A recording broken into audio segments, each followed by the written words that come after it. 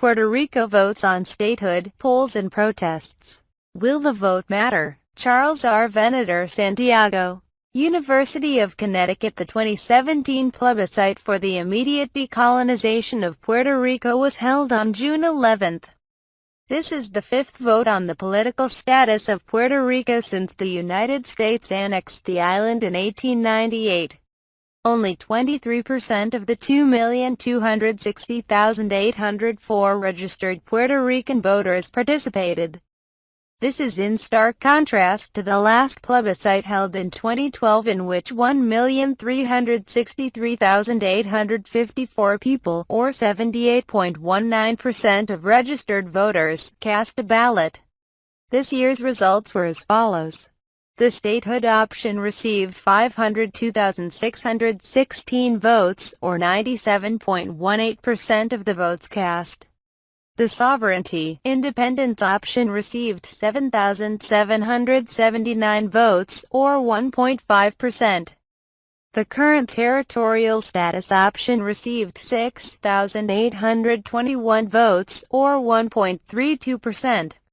Moreover, this plebiscite was not authorized or certified by the U.S. Department of Justice or Congress, which throws its impact into question.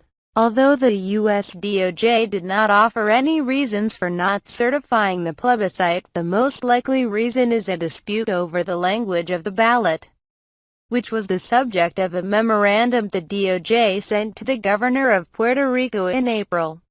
Given the low voter turnout and the failure of the U.S. DOJ to certify the plebiscite, Congress is likely to ignore the outcome of this vote, much as it did in 2012.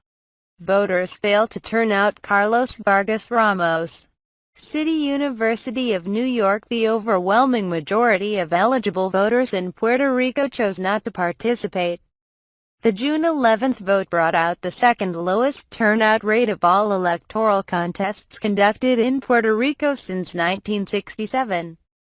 This is unusual in a political system in which turnout in general elections has ranged between 78 and 89% of registered voters.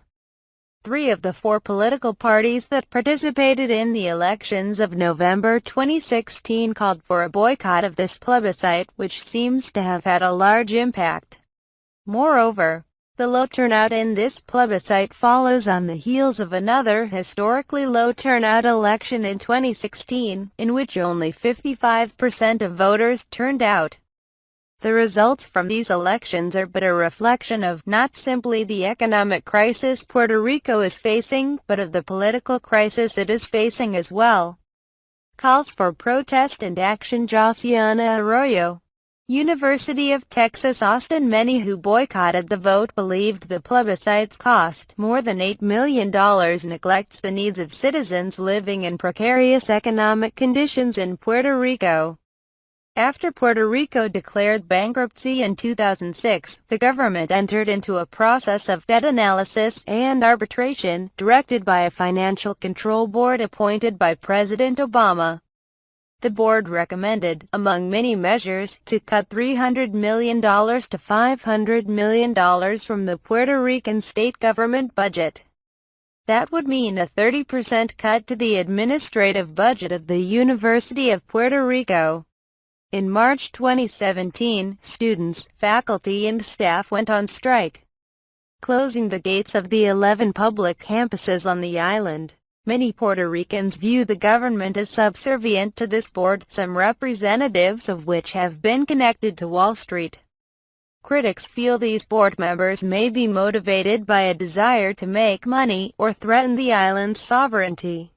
While students and faculty protests continue, all campuses are now opened and classes resumed. Still, the fate of the University of Puerto Rico is not clear. Faculty, students and staff are taking matters into their own hands. On May 24, representatives of the Board of Students met with members of the Financial Control Board to present a plan to negotiate debt and build a possible consensus for an open and democratic university, which will be able to continue as the top-rated public institution on the island. It was the first time the Financial Control Board met with a collective of citizens. The students believe that the promise of a more democratic future for Puerto Rico will not happen via traditional polls or call to the electorate, but with an active mobilization of all citizens. Thank you for watching movie. Please like and subscribe to support us.